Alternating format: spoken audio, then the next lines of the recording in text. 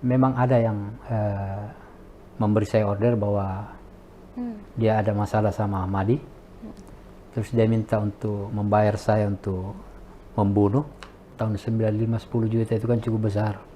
Ibarat kalau sekarang itu 10 juta ratusan juta ya kalau tahun 95 10 juta.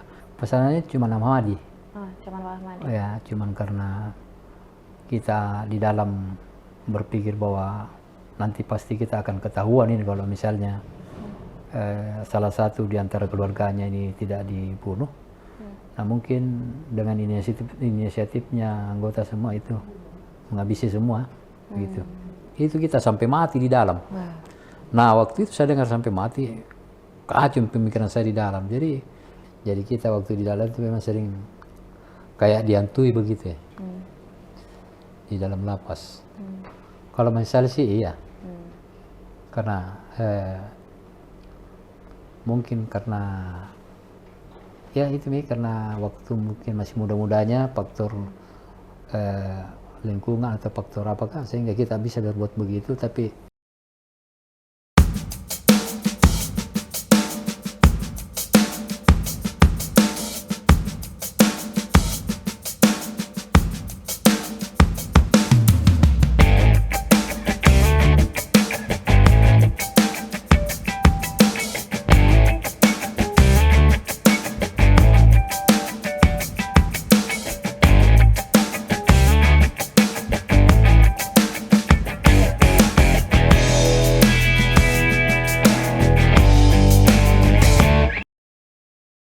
Assalamualaikum warahmatullahi wabarakatuh. Shalom, Om Swastiastu, Namo Buddhaya. Salam kebajikan dan salam sejahtera untuk kita semua, serta selamat siang Tribuners dimanapun Anda berada. Kembali kami menyapa Anda dalam ngobrol virtual edisi hari ini, Kamis 1 Mei 2025. Tribuners, pada sesi kali ini kita akan membahas salah satu kasus yang cukup menarik perhatian masyarakat Kota Makassar, khususnya pada tahun 1995 dalam podcast bertajuk Buka Tabir Tragedi Karundrung 95 yang akan membahas tentang pengakuan dari pelaku. Untuk itu, pada hari ini kami telah mengundang secara eksklusif di Studio Tribun Timur. Izinkan saya menyapa, ada Bapak Rusli atau yang biasa kita sapa sebagai Denguli. Assalamualaikum Denguli, selamat siang. Ya siang. Gimana Denguli kabarnya hari ini? Alhamdulillah baik. Alhamdulillah baik. Mungkin teman-teman Tribuners sebelum kita membahas tentang kasus ini, Denguli, boleh mungkin Denguli ceritakan belakangan ini bagaimana aktivitasnya sehari-hari apa saja dan mungkin tergabung dalam kelompok apa nih Denguli atau komunitas apa? Silakan Denguli. Kalau saya sekarang di Makassar ini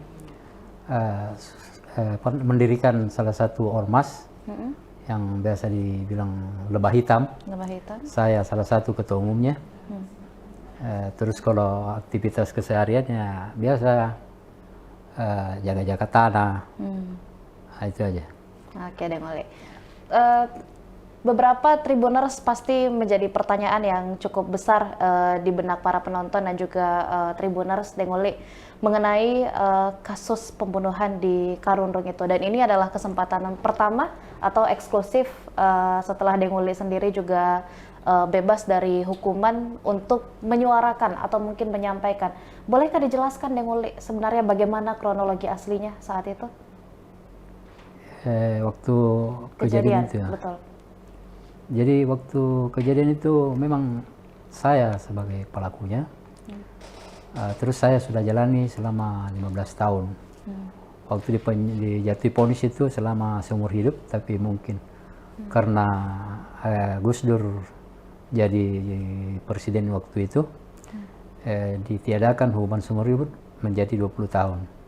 Nah yang saya jalani selama 15 tahun baru saya bebas.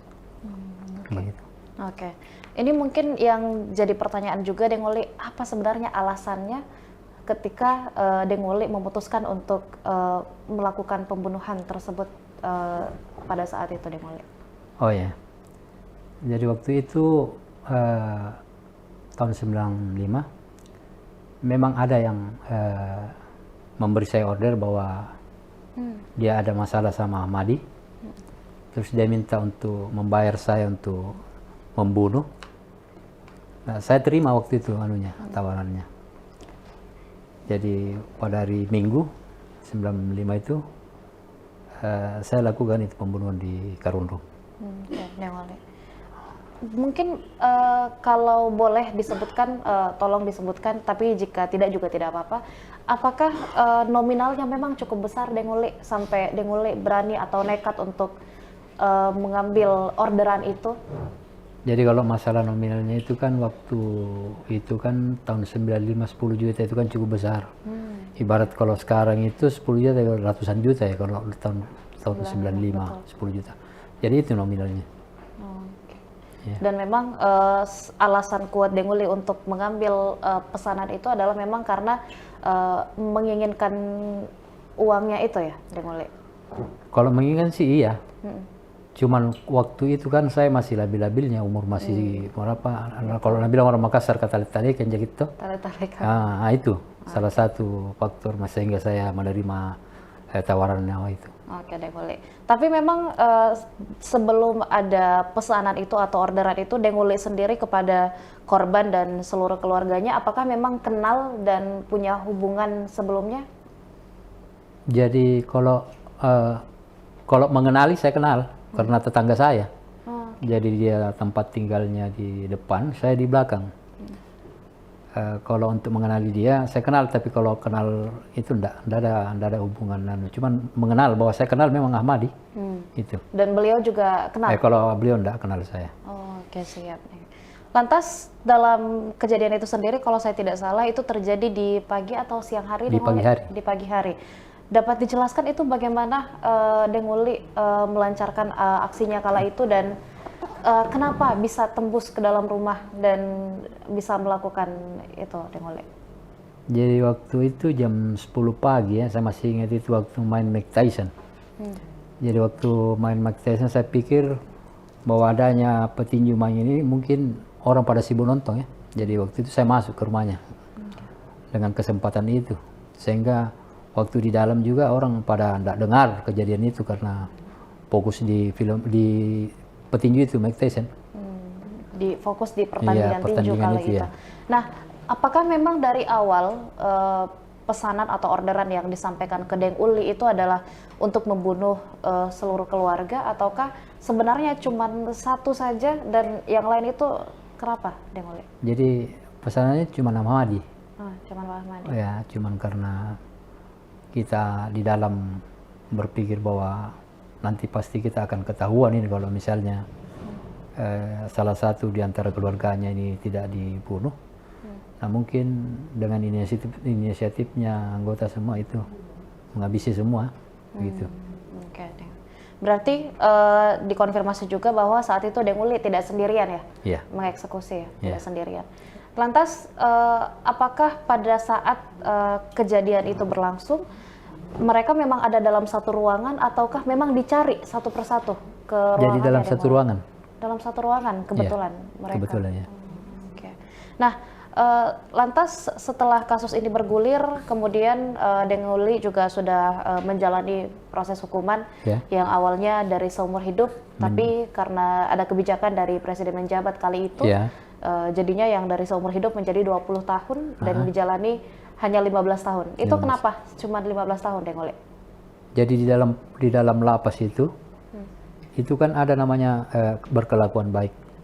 Jadi ketika kita berkelakuan baik, itu ada remisi. Ada bahkan ada namanya apa itu? Pokoknya banyak remisi Lebaran, remisi 17 Agustus, remisi lapas itu kita sampai saya dapat semua itu sehingga saya jalan 15 tahun. Begitu. Baik, Deng Uli. Nah, lantas setelah kasus ini pun juga awalnya cukup banyak menarik perhatian masyarakat dan bahkan menjadi sesuatu yang menggemparkan di Makassar kali itu, Deng Uli. Apakah sampai saat ini sendiri memang pihak kepolisian ataupun juga keluarga korban masih belum mengetahui atau mungkin Deng Uli sendiri juga masih merahasiakan siapa sebenarnya pengordernya atau siapa otak dari? Jadi begini, waktu kejadian itu kan saya tidak cukup berapa lama di luar, saya ditangkap. Jadi semua itu berita acara saya, berita acara saya BAP itu sudah tertuang semua bahwa si ini pelakunya, si ini yang mengorder itu sudah. Jadi nggak tahu dari kepolisiannya bagaimana. Yang jelas kita semua yang ditangkap itu sudah berbicara sama kepolisian bahwa memang ini pelakunya, ini yang mengorder saya, dan ini yang bantai ini semua. Jadi ada di berita acara kepolisian itu sudah ada ya. Dan orang yang mengorder itu apakah juga mendapatkan hukuman, Deng Uli? Meninggal. Belum, tidak mendapatkan hukuman. Bagaimana mungkin perasaan dari Deng Uli dan teman-teman yang kala itu melakukan eksekusi itu, mengingat bahwa ternyata apakah ada semacam dugaan semacam dijebak gitu, artinya dipesan tapi tiba-tiba tidak berselang lama sudah ditangkap dengan kepolisian, itu apakah artinya ada jebakan tertentu atau memang bagaimana Deng Uli perasaannya? Jadi kalau untuk jebakan saya rasa enggak. Oh, tidak. Cuma memang kinerja polisinya ini yang bagus, karena kenapa? Waktu itu setahu saya itu pada saat ada kejadian begitu kan saya lari dari tempat tinggal itu. Nah, itu yang saya tahu, yang saya dengar itu bahwa kepolisian itu mendata warga-warga di situ, siapa yang tinggalkan ini, siapa yang tinggalkan. Akhirnya didata di rumah saya bahwa ada anaknya ini meninggalkan rumah pada saat tanggal ini menjelang kematian Ahmad itu. Saya melarikan diri 2 hari kemudian saya melarikan diri. Nah, itu yang didata, makanya saya diburu sama polisi waktu itu. Oke. Selain dari penyidikan polisi yang mencari pelaku saat itu atau orang-orang yang minggat dari tempat itu saat itu, apakah ada bukti lain yang juga ditemukan oleh polisi, Deng Uli, kala itu? Waktu itu belum ada CCTV dan seterusnya. Nah, jadi waktu itu waktu saya di Polrestabes itu dulu, itu saya diperlihatkan baju yang sudah ada darahnya, terus kapak, terus pokoknya apa yang kita itu sudah ada di kepolisian seperti itu. Oke. Sebelum saya bahas tentang bagaimana kehidupan Deng Uli selama di penjara dan setelah bebas dari hukuman, mungkin Deng Uli, saya mau tanya atau mungkin saya mewakilkan semua Tribuners dan juga pemirsa Deng Uli. Sebenarnya kenapa Deng Uli memang punya keberanian sebesar itu, atau kalau bahasa Makassarnya orang bilangnya rewa kali ya. Kenapa Deng Uli memang bisa serewa itu? Jadi begini, masalah kejadian ini? Latar belakang tak juga. Apakah memang kita besar dan tumbuh? Jadi setelah saya tamat SMA itu, saya memang lari ke Jakarta, sering ke Jakarta. Bahkan waktu setelah kejadian ini, saya bebas itu saya ke Jakarta lagi. Jadi memang kehidupan saya memang selalu di jalan begitu. Jadi begitu, saya selalu di jalan. Okay. Selain dari Lebah Hitam di Makassar, apakah Deng Uli juga punya semacam perkumpulan yang Deng Uli pernah tergabung di dalamnya? Jadi kemarin itu belum pernah punya perkumpulan seperti itu. Okay. Nah, nanti setelah saya bebas baru mendirikan salah satu ormas di Makassar. Nah, itu Lebah Hitam, saya sebagai ketua umumnya. Okay. Ini mungkin kalau Tribuners lihat ya Deng Uli, apakah memang Deng Uli pernah atau biasa terlibat dalam perkelahian atau bagaimana selain dari kasus ini, Deng Uli? Jadi kalau terlibat selalu masalah perkelahian itu biasa. Saya kan pekerjaannya selalu jaga tanah, jadi selalu menghadapi keributan begitu. Okay. Berarti memang biasa terlibat perkelahian atau cekcok dengan orang lain, Deng Uli. Tapi saya enggak lihat ini ada bekas luka atau ini atau ada sebenarnya? Oh, ada. Oh, mana coba Deng Uli. Banyak di sini semacam kayak di sini. Oke. Ini kan paten. Siap. Sini juga. Oke, siap Deng Uli. Berarti memang selain dari lingkungan atau tempat Deng Uli tumbuh itu memang semacam lingkungan yang memang cukup keras ya Deng Uli. Di berbagai kesempatan pekerjaannya juga untuk menjaga tanah memang cukup sering terlibat dengan Jadi cek-cok? kalau menjaga tanah sering, bahkan salah satu pekerjaan saya penjagaan tanah sampai di Jakarta itu memang saya kerja. Sampai di Jakarta deh. Biasa pernah di Jakarta. Oke. Nah, lantas setelah kasus ini bergulir, Deng Uli waktu itu ditetapkan sebagai pelaku. Ya. Bagaimana Deng Uli mungkin bisa menceritakan kehidupan selama di dalam jeruji besi, di dalam penjara? Deng Uli. Jadi pada saat saya di dalam penjara itu, namanya kan saya waktu itu hukumannya seumur hidup. Jadi pemikiran saya sudah ini, artinya sudah tidak ada harapan untuk bebas. Jadi saya berpikir bahwa hidup saja di penjara ini sudah tidak enak, mending. Kalau dia bilang orang Makassar nakal di dalam penjara, saya orang yang biasa di dalam nakal juga. Karena faktor hukuman sampai saya.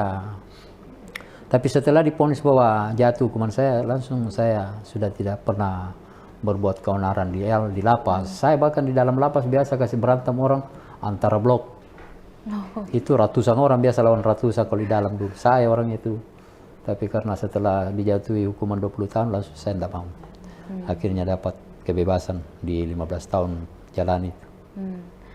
Oh, berarti Deng Uli mengakui kalau ketika putusannya masih seumur hidup, itu semacam berlaku sesukanya saja. Tapi ketika ada putusan bahwa ternyata 20 tahun, Deng Uli mencoba untuk memperbaiki diri. Iya. Betul. Kenapa Deng Uli? Jadi awalnya saya dapat seumur hidup itu kan ada dulu saya dapati orang yang dipenjara di dalam PKI, PKI G30S PKI. Itu kan dia hukumannya seumur hidup. Nah, waktu itu yang setahu saya hukuman yang seumur hidup itu saya pikirkan dari umur Ji. Waktu itu saya dipenjara kan umur 18-19 tahun lah. Jadi pemikiran saya bahwa saya ini dihukum seumur hidup mungkin 19 tahun Ji, faktor dari umur gitu.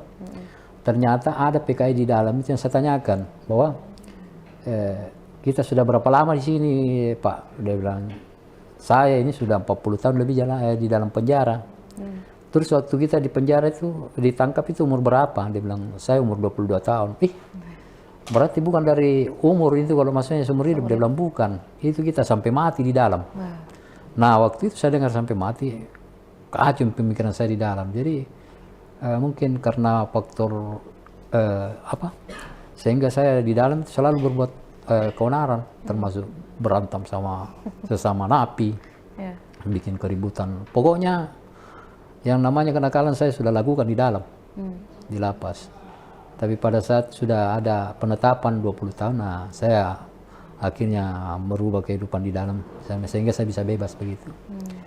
Nah karena penilaian di dalam lapas, kalau misalnya kita ada kelakuan yang ini susah untuk dibebaskan. Kalau misalnya kita berbuat yang tidak dianu di lapas itu kayaknya susah untuk mendapatkan remisi. Itu harus murni dijalani. Jadi memang dari kelakuan baik itu kita perlihatkan sama pegawai bahwa sehingga bisa dikasih ini kayak remisi begitu. Berarti ketika ada pengumuman atau informasi bahwa Deng Uli ternyata jatuh putusan hukumannya itu selama 20 tahun saja saat itu, berarti memang ada harapan untuk bebas dan hidup lebih baik lagi di luar Deng Uli? Oh iya, karena 20 tahun itu kan di dalam lapas itu berapa? Di dalam lapas itu misalnya kita hukuman 20 tahun, itu 2/3 kita sudah jalani, artinya kita sudah bisa mengajukan di dalam namanya korve luar, artinya kita bekerja di luar lapas, tapi nanti jam 5 masuk lagi begitu. Jadi pada saat waktu itu saya sudah menjalani sekitar 10 tahun lebih. Saya ajukan ke pegawai situ korve luar, tapi disetujui. Makanya waktu itu saya langsung bekerja luar, jadi keluar masuk nih, karena memang sudah aturannya seperti itu di penjara. Korve itu sendiri Deng Uli kala itu, waktu itu Deng Uli bekerja di luar ini apa saja pekerjaan yang dilakukan sama Deng Uli? Korve itu kan membersihkan taman, membersihkan pelataran-pelatarannya lapas, kegiatan-kegiatan sosial di lapas, terus pokoknya pekerjaan apa yang ada di lapas itu kita pekerjakan. Dikerjakan. Iya. Pada saat menjalani hukuman di dalam penjara Deng Uli, apakah dukungan dari keluarga juga terus mengalir dan mereka tetap datang untuk menjenguk Deng Uli, atau bagaimana bentuk support yang diberikan sama Ya, keluarga? alhamdulillah selama di dalam juga keluarga saya tuh waktu masih hidup orang tua boleh dikata tiap hari memang datang membesuk. Apalagi waktu saya sudah korpe, bahkan waktu saya korpe itu saya sudah larang orang tua saya bahwa jangan lagi datang karena bisa keluar tuh. Iya. Lagian saya juga ada pekerjaan di lapas itu yang bisa menghasilkan uang, itu yang saya kerja, akhirnya bisa belanja untuk perlengkapan dapur di dalam lapas. Iya. Itu. Jadi akhirnya ketika ada harapan untuk bebas, Deng Uli mencoba untuk hidup lebih baik lagi, bahkan melakukan pekerjaan-pekerjaan yang ditawarkan dalam tawaran Korve dan seterusnya itu ya, Deng Uli, dan mencoba untuk bebas. Nah, pertanyaan berikutnya mungkin Deng Uli, ketika Deng Uli punya kesempatan untuk keluar dari penjara, entah itu mungkin pada saat remisi Lebaran dan seterusnya, atau pada saat bebas secara penuh, apakah masih ada bentuk-bentuk kekecewaan atau respon dari keluarga korban kala itu Deng Uli yang sampai ke telinganya Deng Uli? Jadi selama saya bebasin, saya kan ada rumah di Karundrung. Iya. Jadi waktu saya bebas sampai sekarang saya tinggal di Karundrung. Tapi keluarga korban enggak ada yang mungkin keluarga korban juga berpikir bahwa ini Uli sudah jalani hukumannya, untuk apa lagi kalau misalnya kita mau, mungkin dia sudah berpikir seperti itu. Jadi tidak ada, pokoknya aman selama saya di Karundrung. Nah itu salah satunya mungkin sudah pemikirannya bahwa kita sudah jalani, untuk apa lagi kita mau, itu kan begitu. Biasanya kan Deng Uli kalau ada kejadian-kejadian seperti ini, orang-orang Makassar biasanya itu mengaitkan juga dengan hal-hal yang mungkin tidak bisa disaksikan sama mata gitu, atau tak kasat mata gitu. Kalau Deng Uli sendiri pernah punya pengalaman seperti itu atau bagaimana Deng Uli? Jadi pengalaman saya yang seperti itu waktu di lapas ya pernah saya alami. Oh, okay. Bahkan sering yang namanya kita bunuh orang kan otomatis itu pasti akan ada rasa ininya. Jadi kita waktu di dalam itu memang sering kayak dihantui begitu ya. Di dalam lapas. Itu cuman di dalam lapas atau ketika bebas pun, ini kan tadi Deng Uli sampaikan kalau tinggal pun juga tetap di Karundrung. Yeah. Nah, ketika lewat di depan lokasi kejadian setiap hari mungkin apakah ada perasaan-perasaan yang Deng Uli rasakan? Kalau selama ini sih saya jarang juga lewat situ kalau mau pulang. Biasanya kan ada 2 jalur di situ, yang kalau belok kanan rumahnya Ahmadi, kalau terus rumah saya. Jadi saya biasa terus sudah lewat situ. Trauma sih kalau misalnya mau lewat situ. Ya. Ini ya Deng Uli, betulkah ini lokasi kejadian saat itu ya, rumah ini ya Deng Uli? Iya. Atau kalau itu bukan seperti ini jadi bentuknya? Enggak. Kalau ini sudah direnovasi nih. Kalau yang kemarin udah seperti ini. Oke. Berarti dari Deng Uli sendiri juga masih sedikit terpengaruh ya, sehingga kalau bisa dihindari lewat situ, dihindari saja lewat situ ya Deng Uli. Nah, lantas setelah lolos atau setelah menjalani hukuman, Deng Uli mungkin sebagai informasi tambahan untuk Tribuners, hari ini juga hadir beberapa keluarga dan teman-teman dari Deng Uli. Ada sang istri juga hadir di tengah-tengah kita. Mungkin boleh dijelaskan sedikit Deng Uli, ketika menyelesaikan hukuman itu sendiri, apakah Deng Uli memang menikah setelah hukuman atau sebelum? Jadi pernikahan saya ini sebelum, waktu saya di dalam penjara tahun 95, itu memang yang sering membesuk saya istri saya di tahun 95. Tapi waktu itu mungkin pengaruh karena hukuman saya sampai seumur hidup, ya namanya mungkin dia sudah merasa jenuh. Akhirnya saya pisah di tahun 97, 98 ya. Sempat pisah. Nanti setelah saya bebas baru ketemu lagi. Oke, berarti memang sebelum menyelesaikan hukuman pun masih sempat mendapatkan dukungan ya dari istri saat ini. Dan ketika Deng Uli ternyata ada kabar untuk bisa lepas di 20 tahun kemudian, 15 tahun kemudian kembali bertemu dan kembali saling bersama ya. Mudah-mudahan ini bisa langgeng ya kakak ya, dan juga Deng Uli, dan insya Allah berberkah juga rumah tangganya.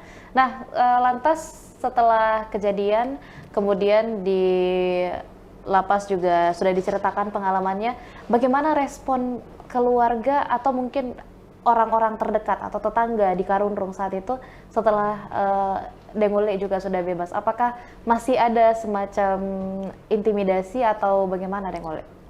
Oh jadi kalau di Karundrung itu saya rasa tidak pernah aja ada yang kayak intimidasi saya begitu. Selama ini saya selama berapa tahun sudah mulai dari 2008 bebas sampai sekarang aman. Saya rasa tidak pernah aja ada yang bagaimana-bagaimana. Itu tadi yang saya bilang bahwa mungkin dia sudah tahu bahwa saya sudah jalani hukuman ini, sehingga dia sudah tidak ini juga begitu. Okay. Lantas dari kasus ini sendiri Deng Uli, apakah ada hal-hal yang mungkin sempat Deng Uli rasa sebagai pembelajaran atau sesali? Kalau menyesali sih iya, karena mungkin karena ya itu karena waktu mungkin masih muda-mudanya faktor lingkungan atau faktor apakah sehingga kita bisa berbuat begitu, tapi pada saat saya di dalam itu sudah menyesali perbuatan seperti ini. Oh ternyata kenapa saya bisa kayak begini, begitu. Artinya Deng Uli pun sadari kalau tidak sebanding ya, apa yang diterima sebagai imbalan dengan apa yang harus Deng Uli jalani. Nah, apakah setelah kejadian ini sendiri Deng Uli juga sempat melakukan bertemu dengan keluarga korban bahkan setelah bebas atau bagaimana? Apakah ada bentuk permohonan maaf yang sempat Deng Uli sampaikan untuk keluarga korban? Jadi selama bebas belum pernah ketemu sama keluarga korban. Cuman tetangganya biasa sih orang-orang keluarga korban yang di Karundrung ketemu, cuman enggak pernah aja enggak ada aja, pokoknya aman selama ini. Aman sih selama ini. Berarti dapat dikatakan mungkin keluarga juga mudah-mudahan sudah menerima atau memaafkan ya. Lagi pula Deng Uli juga sudah menjalani hukumannya dan sudah menebus lah kesalahan yang Deng Uli lakukan. Lantas mungkin apakah ada niatan atau semacam tekad dari Deng Uli sendiri dalam diri setelah kasus ini berjalan dan setelah menjalani hukuman untuk tidak lagi nekat mungkin untuk melakukan hal-hal yang merugikan Deng Uli sendiri dan yang paling penting juga merugikan orang lain? Oh iya, kalau untuk sekarang ini sudah merasa, apalagi saya selalu sudah ada pekerjaan yang saya minta maaf belum bisa saya sebut namanya bekerja di mana, tapi adalah salah satu di Makassar tempat kerja saya itu.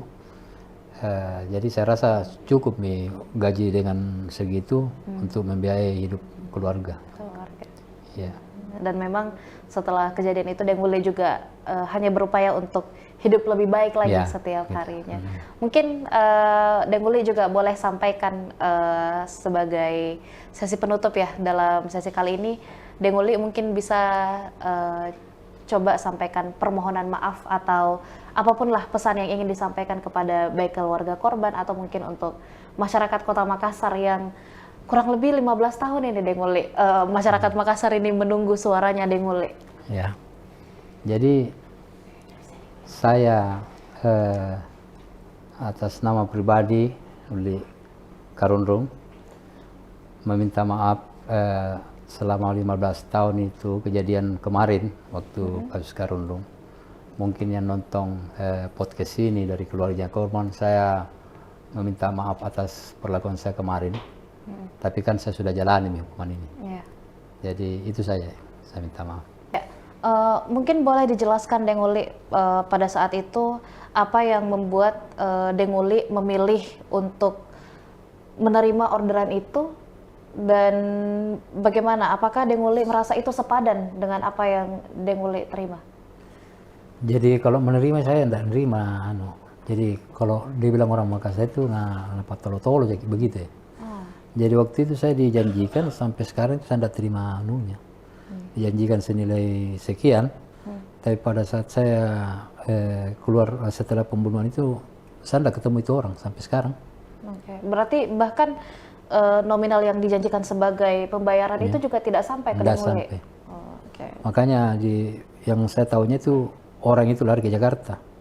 Makanya saya ke Jakarta juga. Tapi keburu ditangkap, saya cuma 2 hari kayaknya di Jakarta baru ditangkap. Tapi waktu itu Denguli ke Jakarta memang tujuannya untuk mengejar? Iya, mengejar. Mencari. Tapi sudah belum mengejar sudah ditangkap sama polisi. Sudah ditangkap sama polisi. Baik, Denguli. Lantas ketika Denguli sendiri waktu itu di Jakarta sempat untuk mencoba mencari tahu di mana sebenarnya orang yang mengorder pesanannya Denguli kala itu, apakah memang Denguli ada semacam pegangan atau orang-orang yang dikenal di Jakarta untuk membantu Denguli mencari beliau? Jadi saya kan lama di Jakarta juga. Jadi waktu itu saya sudah tidak, saya keburu ketangkap. Jadi begitu saya ditangkap, begitu bebas saya ke sana lagi. Bebas untuk mencari itu siapa yang anu saya, tapi ternyata sudah tidak ada nih. Jadi saya tetap di Jakarta kerja begitu sebagai jaga tanah. Bahkan salah satu preman juga di Makassar itu Hercules, pernah saya jaga tanahnya juga di Senopati waktu itu, karena sengketa juga. Saya sempat jaga tanahnya di Senopati, terus banyak lagi di Jakarta. Baik, Denguli. Oke. Ya, baik. Itu tadi yang disampaikan oleh Denguli untuk keluarga dari korban dan juga untuk masyarakat Makassar. Dan mudah-mudahan ini bisa menjawab seluruh pertanyaan yang ada di benak masyarakat Kota Makassar selama kurang lebih 15 tahun. Dan mudah-mudahan Denguli juga sesuai dengan apa yang sudah diniatkan, mudah-mudahan dapat menjalani hidup yang lebih baik lagi. Dan pastinya mudah-mudahan sukses terus untuk pekerjaan barunya, Denguli. Terima kasih banyak Denguli sudah bersedia untuk hadir di Studio Tribun Timur bersama dengan keluarga dan juga beberapa teman-teman yang hadir hari ini. Dan juga tentunya terima kasih kepada seluruh Tribuners masih menyimak ngobrol virtual edisi hari ini. Jangan lupa saksikan informasi dan berita lainnya hanya di kanal YouTube dan juga Facebook Tribun Timur, mata lokal menjangkau Indonesia. Saya Nisa Husnuzan dan seluruh rekan kru yang bertugas pamit undur diri. Assalamualaikum warahmatullahi wabarakatuh dan sampai jumpa. Waalaikumsalam warahmatullahi wabarakatuh.